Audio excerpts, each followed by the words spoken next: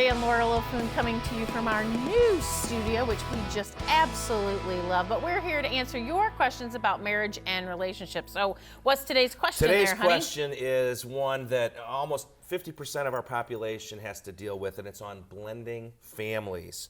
My ex-husband and I have a really good relationship. Our issue is parenting in the midst of this divorce. He tends to let them do more than I do. We're both remarried and each have stepchildren as well. Got a lot going on here. What advice do you have about parenting our own kids as well as our stepkids? Well, the first thing we're going to do is we're going to point you to our good friend Ron Deal, successfulstepfamilies.com. This guy is all about helping stepfamilies succeed. Okay, because somebody's got to take the research and show you best practices. Here are the best habits to start forming, and Ron Deal is the guy. Ron, D-E-A-L. And why does he call it, I think this is interesting, and it'll answer part of the question, why does he call it a step family instead of a blended family? Yes. Because it seems like a lot of us say blended family, which this is very, I love this. I love this illustration. He says, what happens when you put everything in a blender? He said, you put everything in a blender and you hit the blend button and everything gets ripped to shreds.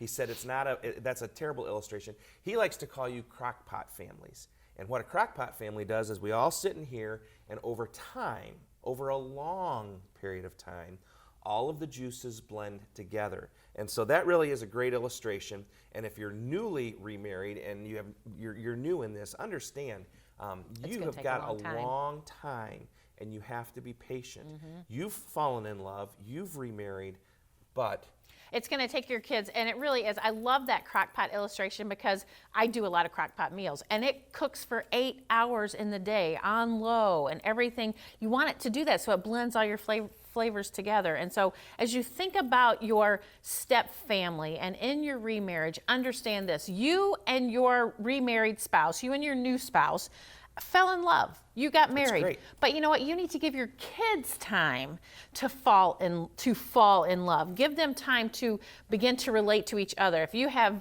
kids from both of you in the same home, that's going to be a lot of stress, but it can happen. But as husband and wife, you need to understand, give your kids a lot of time to blend together. Take that 8 hours and make it 8 years. Yeah. And really allow them to get used to each other and to even get used to your new spouse. That's going to be a issue too. And we have firsthand example of this. Laura's sister and our brother-in-law are in a second marriage, and they've been together 20 years, and they did it right, but they took it slow at first. Now here is the last and one of the most critical things you need to do, and that is not pit your kids against your ex.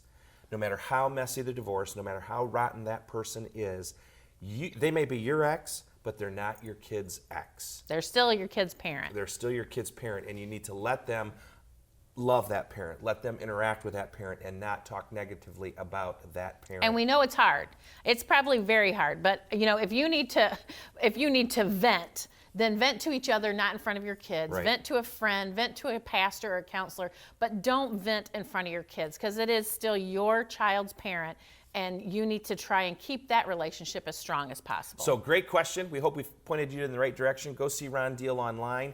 And this is Jay and Laura TV. We're here to answer your questions on marriage and relationships.